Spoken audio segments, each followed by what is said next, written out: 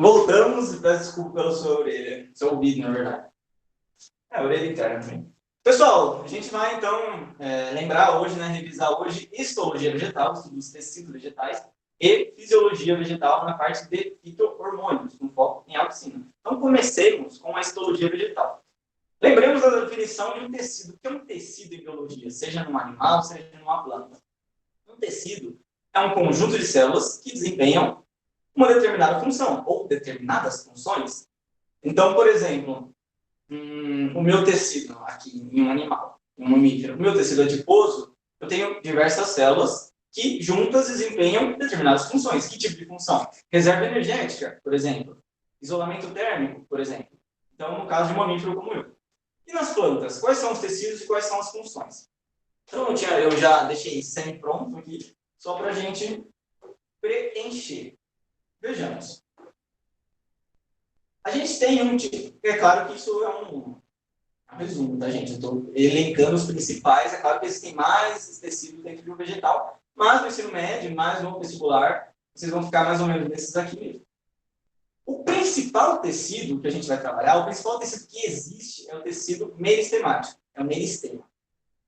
E qual a função do meristema? É uma só. Desenvolvimento da planta. Como? Através da diferenciação. Então, o meristema, qual a função dele? Ele não vai fazer nada especificamente importante. Ele vai originar outros tecidos que aí sim vão desempenhar papéis muito relevantes. Então, o meristema é o nosso tecido responsável por diferenciação. Ok? O meristema é muito importante, gente. É o tecido mais relevante de fato, é o mais lembrado, é o mais comentado. A gente tem vários tipos de meristema, mas eu vou resumir como meristema de uma forma geral. Meristema, tecido meristemático. Aí a gente tem alguns tecidos que vão ter função de revestimento. Quais são eles? Eu tenho dois. Perceberam que eu tenho duas setinhas. Eu tenho um tecido que é a epiderme.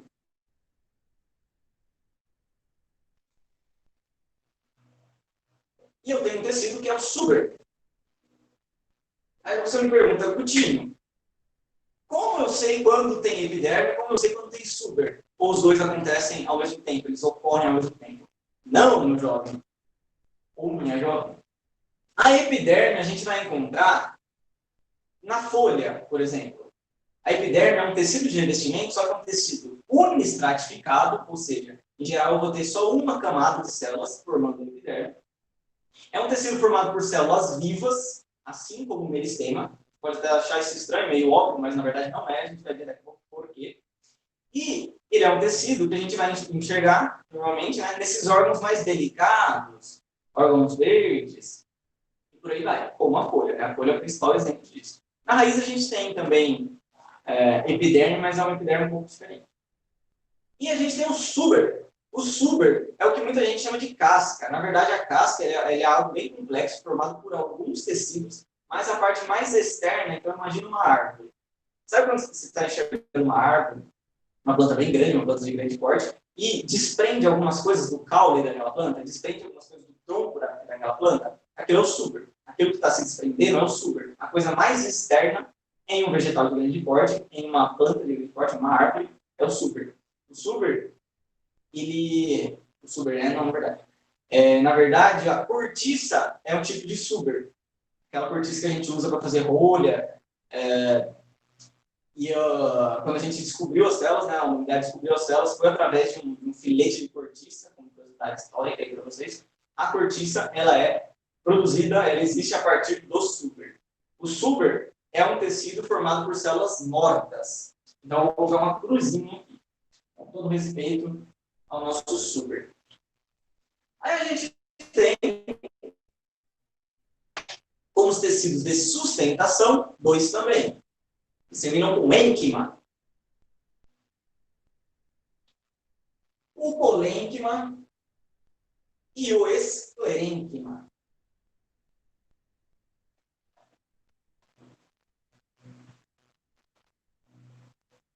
A gente vai ter um esquema parecido com o que eu acabei de relatar em relação ao revestimento. Eu tenho dois tipos de tecidos de sustentação e eles vão ocorrer em órgãos, em regiões da planta diferentes. Quais? O colênquima é um tecido de sustentação, mas ele está presente em órgãos e regiões da planta mais flexíveis. Então, quando você pega uma folha, como essa que eu tentei apresentar, o pecíolo da folha, então, o que prende ela ao galho, aquela coisinha verde, ele está impregnado, ele está cheio de colênquima.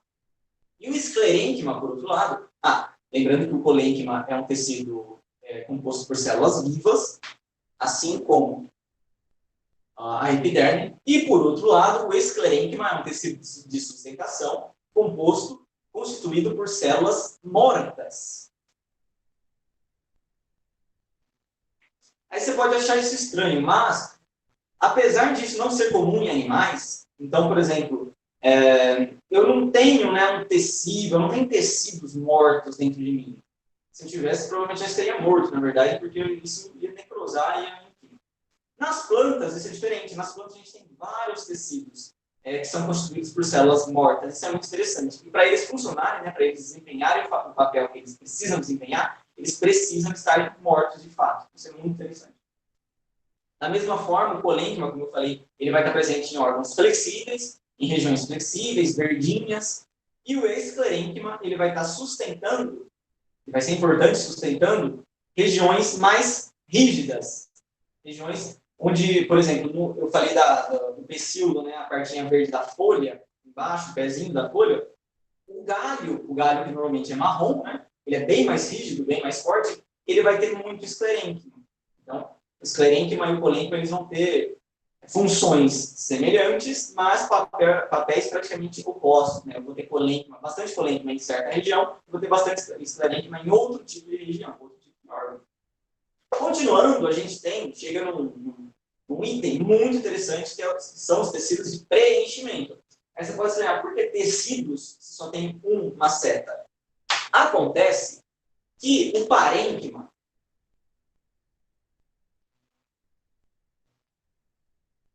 tecido composto por células vivas, o parênquima ele vai ser um tecido que vai assumir diferentes formas, diferentes formatos. Então, por exemplo, nos animais, eu tenho tecido conjuntivo.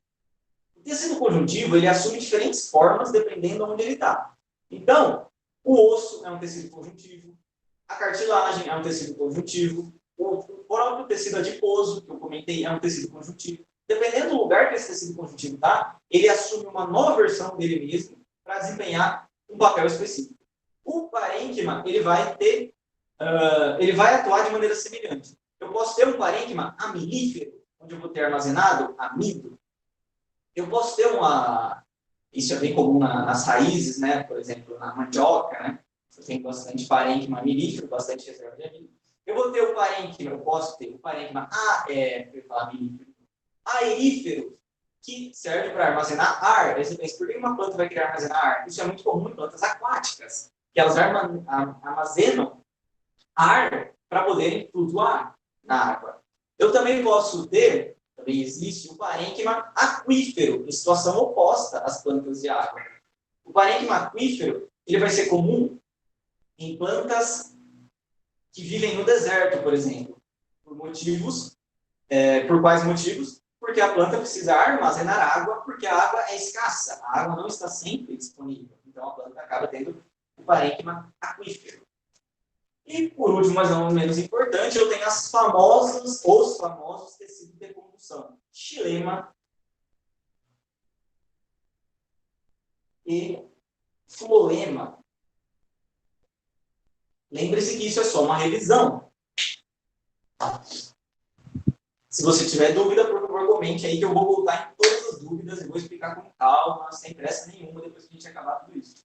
O xilema é um tecido morto, ao contrário do floema. Lembrando que o xilema é o tecido responsável por conduzir a seiva bruta, a seiva mineral, a seiva inorgânica, vários nomes, da raiz até as folhas. E o floema é o tecido responsável pela condução da seiva elaborada ou da seiva orgânica, em geral, das folhas até as raízes. Vou ilustrar isso. Aqui a gente tem o esquema de uma planta. Pode não parecer muito uma planta, parece mais uma batata, mas é um esquema de uma plantinha. Então, vamos lá. Para não escrever e deixar tudo poluído, não dá para enxergar nada, eu vou colocar iniciais ou as duas primeiras letras iniciais de cada tecido. Vejamos. Nesse esquema da minha planta, eu tenho no ápice do caule o meristema apical do caule. Eu tenho no ápice, e o ápice nem sempre está para cima, ele está na ponta, no ápice da raiz, o meristema apical da raiz. Eu percebo que eu estou falando de meristemas. E eu também tenho gemas. As gemas são tipos de meristema que vão dar origem a ramos. Eles são as gemas axilares, que a gente chama, as gemas laterais, que são as responsáveis por fazer a planta ramificar. Eu percebo que essa bolinha aqui é um meristema, assim como os meristemas apical do caule e da raiz. Eu também tenho tecido de revestimento. Quem são os tecidos de revestimento? Epiderme e suber, dependendo do local, dependendo da região. Então, revestimento, epiderme e suber. Aqui um pouquinho mais para dentro, eu tenho meus tecidos de preenchimento, que é o meu parênquima. Aqui em pontilhado, eu tenho meus tecidos de sustentação. Quais são os tecidos de sustentação? Polênquima e esclerênquima. Aí, em destaque vermelho e azul, eu tenho meus tecidos de condução. Eu propositalmente dei destaque para eles. Que, é bom sempre deixar claro, não correspondem necessariamente às cores que eu usei desse lado. Tá? Foi só para dar um destaque mesmo. Eu gostaria de ter mais cores, mas não tem. Mas, internamente, responsável por levar a seiva de baixo para cima, eu tenho o xilema. Mas externo, mais externo ao xilema, eu tenho o floema, responsável por carregar a seiva elaborada, a seiva orgânica, a seiva que contém açúcar, das folhas para as raízes. As folhas em direção às raízes, né? Porque essa seiva tem que chegar em toda a planta. Muito bom? Eu vou mandar uma foto para vocês, tá bom? Então, não se preocupem. Já chego aí no computador de novo.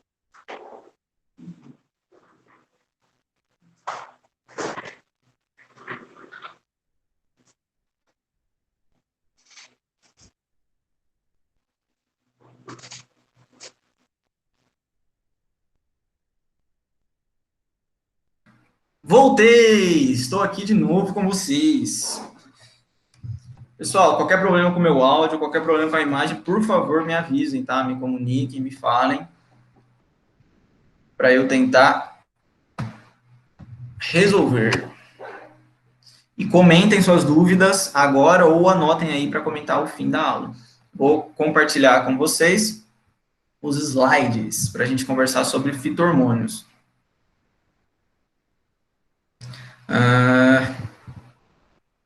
Pronto. Percebam que a gente vai conversar de fito-hormônios, mas a gente não vai conversar sobre todos os fito-hormônios. Por que eu pensei isso? Porque, em geral, o vestibular, em geral, o ensino médio, trabalha a auxina, quase que exclusivamente. Quando os outros hormônios aparecem, normalmente eles aparecem na forma de uma tabela, na forma de uma associação. Então, isso não é difícil de fazer, não é difícil fazer esse exercício pegando, de fato, uma tabela ou fazendo exercícios como aquele que eu passei no simulado para vocês. Ok? Então, eu preferi dar atenção à auxina. Será que está dando para enxergar? Deixa eu só confirmar. Acho que sim, né? Foi. Show. Deixa eu tirar a minha imagem. Que vocês não... vou deixar. Vamos trabalhar a auxina. Só lembrando, né, o conceito de fito-hormônio ou hormônio vegetal, qual é? Legal, agora travou o meu apresentação. Minha apresentação travou. Preciso de um carregador rápido. Travou minha apresentação e não está apresentando. Por quê? Não está indo para o lado. Resolver isso. Que raiva. Foi. Foi, mas eu tinha tirado.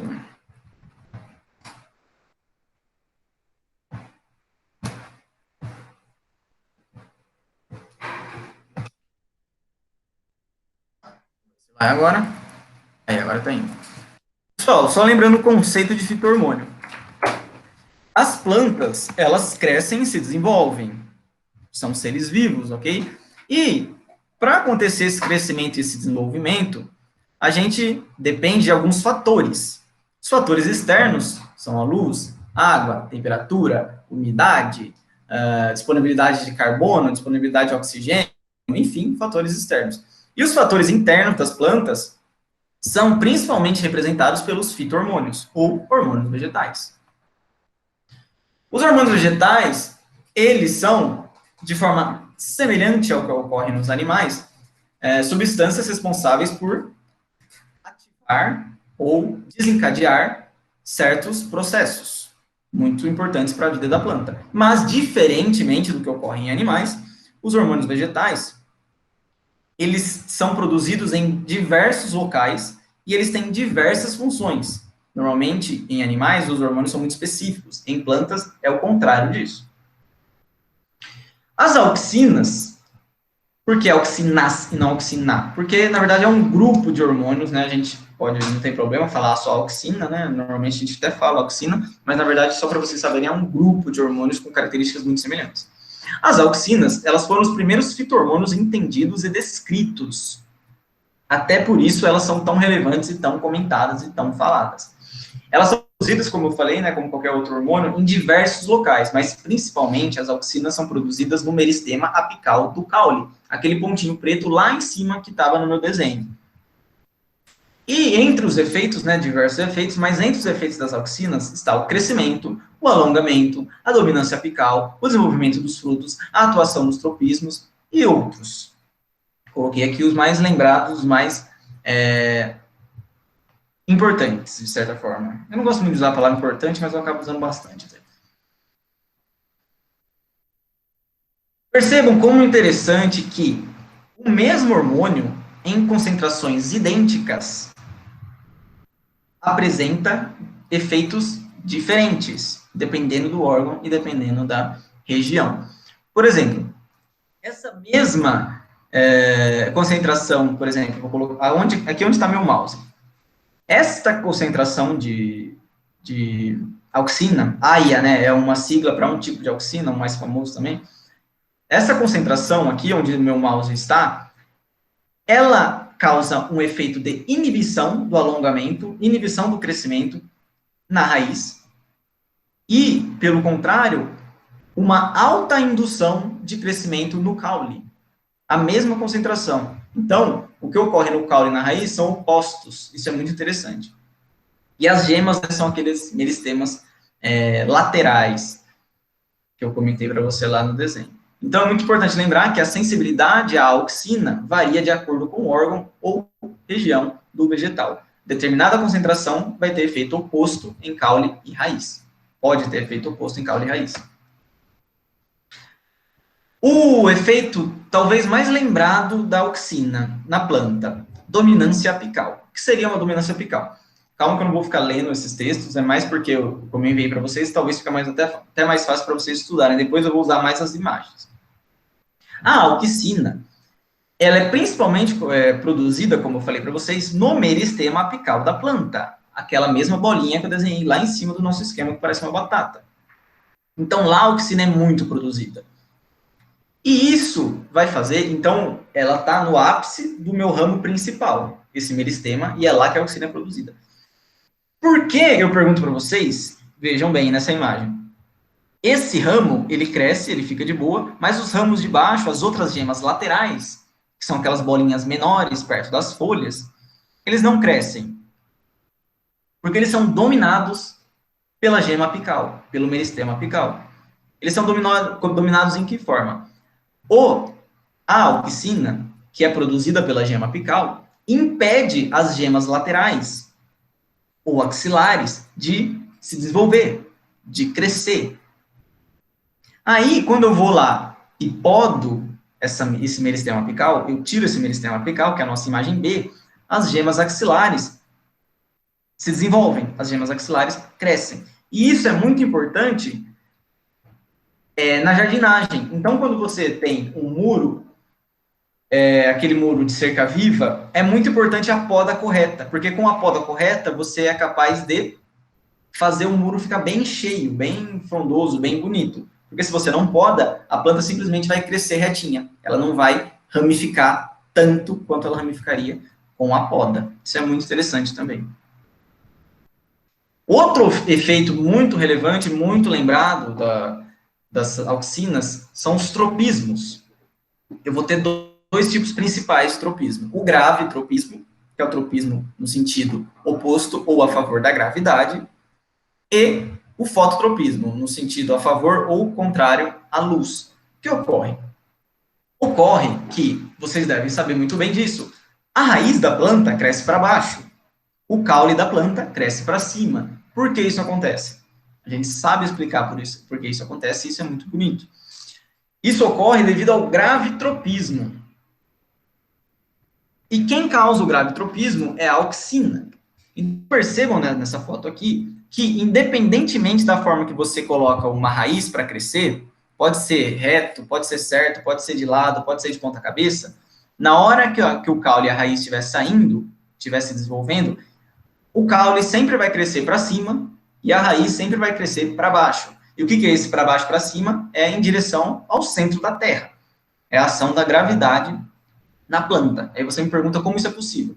Acontece que, se a gente imaginar aquela sementinha de milho ali de lado, o que ocorre? A auxina, ela vai se concentrar na parte de baixo, afinal a gravidade está puxando ela, de certa forma. Talvez um físico me desse um soco ouvindo esse tipo de coisa, mas a gravidade faz com que a auxina se concentre na parte inferior. E o que acontece? Se a gente lembrar daquele gráfico, grandes quantidades, grandes concentrações de auxina vão fazer com que a raiz não cresça. E grandes quantidades de auxina vão fazer com que o caule cresça. E o que vai acontecer? A raiz, ela vai tender a crescer para baixo e o caule vai tender a crescer para cima. Isso ocorre justamente por quê? Porque vai acontecer o seguinte. Isso é uma analogia. Pense que você está correndo de mão dada com um amiguinho seu, ou uma amiguinha sua. Vocês estão correndo, na mesma velocidade. Se a sua amiguinha ou seu amiguinho para, de repente, e continua segurando firme a sua mão, o que vai acontecer com você? Você vai ser, de certa forma, puxado para o lado dele, ou dela. Então, você não vai continuar reto, você vai tender ao lado da sua amiguinha.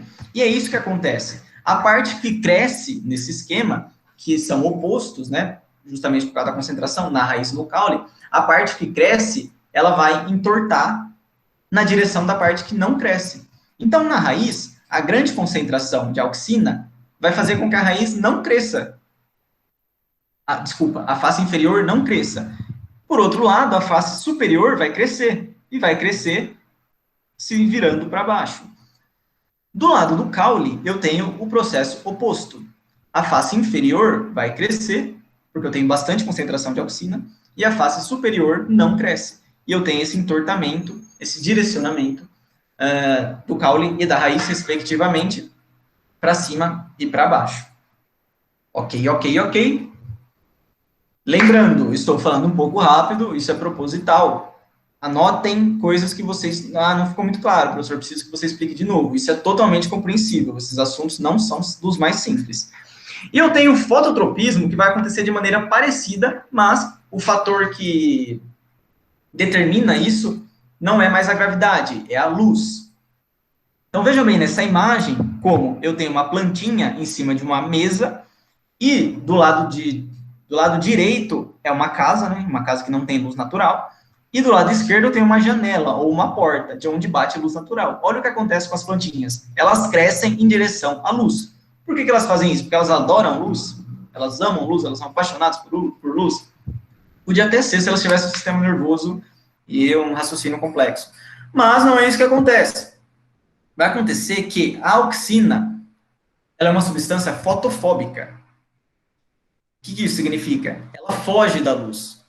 Então, percebam, enquanto a luz está batendo em todo lugar, ou está batendo em cima da planta, a planta vai crescer normal para cima. Só que quando eu tenho luz batendo, como é o caso daquela imagem, só de um ponto lateral, de um ponto no horizonte, vai acontecer o seguinte, a auxina vai migrar para o lado oposto aonde bate luz. E vai acontecer exatamente a mesma coisa que acontece lá no gravitropismo. Onde eu tenho muita auxina, no caso do caule, né? Estou falando do caule aqui, fototropismo positivo em direção à luz, eu vou ter um crescimento do lado onde eu tenho auxina, do lado oposto à luz. E eu não vou ter crescimento do lado a favor da luz. Isso vai permitir que aconteça a mesma coisa que eu expliquei de quando você está correndo com seu amigo. O lado que não cresce puxa, de certa forma, o lado que cresce. E isso direciona a planta ao sol, à luz, no caso, né? Aqui, no caso, é o sol, mas pode ser uma luz artificial, por exemplo.